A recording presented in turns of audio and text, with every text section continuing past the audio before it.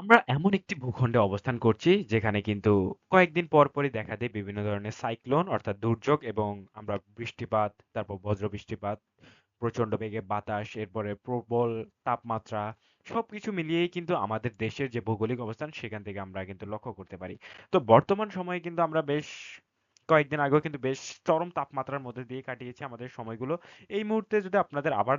বলি তাহলে তাপমাত্রা কিন্তু চলে গেছে আলহামদুলিল্লাহ। তবে নতুন যে বিপদ আসছে সেটা হচ্ছে মূলত ঘূর্ণিঝড় এবং ঘূর্ণিঝড় রেমাল এই মুহূর্তে কিন্তু সৃষ্ট হয়েছে বঙ্গোপসাগরে এবং তার শেষ অবস্থান নিয়ে আপনাদের সাথে আজকের এই ভিডিওতে কথা বলার চেষ্টা করব এবং আশা করি ইনশাল্লাহ সঠিক তথ্যটাই আপনাদের দেওয়ার চেষ্টা করব এবং অবশ্যই আমরা স্যাটেলাইটের মাধ্যমে আপনাদের এই তথ্যটা দেখানোর চেষ্টা করব এবং আমরা চাইলেও কিন্তু আপনারা নিজেরাও চাইলে কিন্তু এটি দেখতে পারেন সরাসরি যে windy.com ওয়েবসাইটের মাধ্যমে। তো আমরা প্রথমেই যদি একটু দেখানোর চেষ্টা করি এই ঘূর্ণিঝড়ের সাথে বৃষ্টিপাত ঠিক কেমন হবে এবং ঘূর্ণিঝড়টি কবে নাগাদ বাংলাদেশের উপর আঘাত হানবে। তো সেটা যদি দেখানোর চেষ্টা করি তাহলে দেখতে পাবেন আগামী 25 মে আগামী 25 মে এটি ভয়াবহ আকার ধারণ করে বাংলাদেশের দিকে ভালোভাবেই একদম গতি নিয়ে অগ্রসর হবে এবং 26 মে নাগাদ এটি একদম উপকূলে এসে আঘাত হানার একটা যে প্রকোপ সেটা দেখাবে এবং সেটা মূলত সকালবেলায় হালকা হালকা ভাবে এটি ঢুকার চেষ্টা করবে এবং আমরা সাধারণত দেখি যে ঘূর্ণিঝড় কিন্তু কয়েক ঘন্টার মধ্যে অতিক্রম করে যায়, কিন্তু এই ঘূর্ণিঝড় রেমালের বেলায় একটু ব্যতিক্রমতা লক্ষ্য করা যাচ্ছে। এটির গতি অনেক, অর্থাৎ এটি যে স্থান পরিবর্তন করছে সেটা কিন্তু খুবই স্বল্প পরিমাণে স্থান পরিবর্তন করছে এবং একই জায়গা নিয়েই কিন্তু সে তার যে শক্তি সেটা কিন্তু ক্ষয় করছে, অর্থাৎ নির্দিষ্ট একটা জায়গাতেই সে কিন্তু অবস্থান করবে এবং সেখানেই কিন্তু তার সর্বশক্তি দিয়ে সেখানে তছনছ করার চেষ্টা করবে। এমনটা জানানো যাচ্ছে যে আবহাওয়া অফিস থেকে প্রায় 1 থেকে 1.5 দিন ধরে এই ঘূর্ণিঝড়ের প্রকোপ চলতে পারে এবং কাজেই এটি হতে পারে আয়লা এবং সিডর এবং আম্পানের চেয়ে অতি ভয়াবহ। এজন্য কিন্তু অগ্রিমভাবেই কিন্তু আবহাওয়া নিয়ে আপনারা যারা দেখেন আবহাওয়া নিয়ে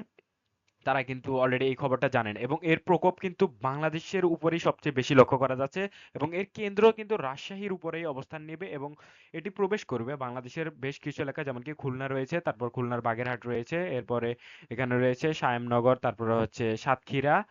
মাতবাড়িয়া,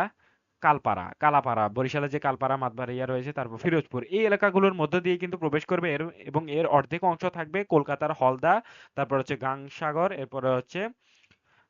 হালদাবাড়িয়া এই এলাকাগুলোর উপর দিয়েই কিন্তু এটি প্রবেশ করবে এবং এর যে বৃষ্টিপাত তার কিন্তু পুরোটুকুই থাকবে বাংলাদেশের উপরে এবং এই বৃষ্টিপাতের মাত্রা হবে অতি মাত্রায়, বিশেষ করে বাংলাদেশের ময়মনসিংহ, ঢাকা, খুলনা এই এলাকাগুলোতে প্রচন্ড,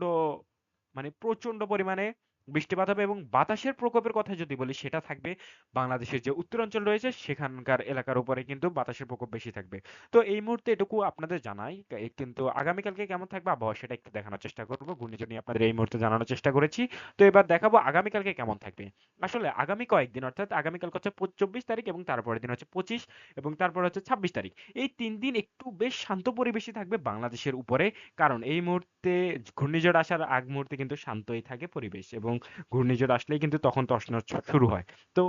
এই মুহূর্তে আপনাদের যেটা জানাতে পারি সেটা হচ্ছে আগামী কয়েকদিন অর্থাৎ আগামী 2 দিন 24 তারিখ এবং 25 তারিখ কিন্তু বেশ শান্ত পরিবেশ থাকবে এবং হালকা কিছু কিছু এলাকায় বিশেষ করে ঢাকা, কুমিল্লা এই এলাকাগুলোর উপর কিন্তু আগামীকালকে রাতের দিকে একটু বৃষ্টিপাত হতে পারে, অর্থাৎ 24 তারিখ রাত 11টার দিকে, 10টা কি 11টা নাগাদ হালকা একটু বৃষ্টিপাত হতে পারে বাংলাদেশের কুমিল্লা, ঢাকা, তারপর হচ্ছে কাপসারিয়া, নাগরপুর, ফরিদপুর, তারপর হচ্ছে মাদারীপুর, এরপর হচ্ছে ফরিদগঞ্জ, তারপর হচ্ছে সেনবাগ, কুমিল্লা, নোয়াখালী, ফেনী এই এলাকাগুলো হালকা হালকা ঝিরি ঝিরি বৃষ্টিপাত হতে পারে, তবে কাপসিয়া এবং ঢাকা, কুমিল্লার উপর একটু বেশি সম্ভাবনা রয়েছে বৃষ্টিপাতের। তো এছাড়া যদি 25 তারিখ নাগাদ আপনাদের দেখানোর চেষ্টা করি যে 25 তারিখ কেমন থাকবে আবহাওয়া, তো সেটা নিয়ে বৃষ্টিপাতের তেমন কোনো সম্ভাবনা নেই, তবে বাতাস একটু থাকবে, তবে সিলেটের উপর 25 তারিখ ঠিক সন্ধ্যার পর পর রাতের দিকে কিন্তু বৃষ্টিপাত হওয়ার সম্ভাবনা রয়েছে এবং মোটামুটি বেশ ভালো পরিমাণে বৃষ্টিপাত হবে, যদিও বা বজ্রপাতের অতটা সম্ভাবনা লক্ষ্য করা যাচ্ছে না। তবে 25 তারিখ রাতের দিকেই কিন্তু প্রায় ঘূর্ণিঝড়ের প্রকোপ শুরু হয়ে যাবে বরিশাল এবং খুলনার উপর দিয়ে, যদিও বা 26 তারিখ সকালের দিকে কিন্তু এটি প্রবেশ করবে বাংলাদেশের মধ্যে হালকা আংশিকভাবে এটি প্রবেশ করবে এবং খুবই ধীর গতিতে এটি প্রবেশ করবে, তবে এর শক্তি থাকবে প্রচন্ড, অর্থাৎ এটি আস্তে আস্তে অতিক্রম করবে, যার ফলে বাংলাদেশের উপর অবস্থান করবে অনেকক্ষণ ধরে এবং এর ফলে কিন্তু এটি প্রায় তার সর্বশক্তি দিয়ে বাংলাদেশের উপর আঘাত হানবে এবং প্রায় শক্তি ক্ষয় হওয়ার সময় বাংলাদেশ থেকে বেরিয়ে যাবে, অর্থাৎ এটি হতে পারে ভয়াবহ, অতি ভয়াবহ একটি ঘূর্ণিঝড়। তো এই ছিল এই মুহূর্তে আমার কাছে ঘূর্ণিঝড় রেমালের এবং আগামী কয়েকদিনের আবহাওয়ার লাস্ট আপডেট।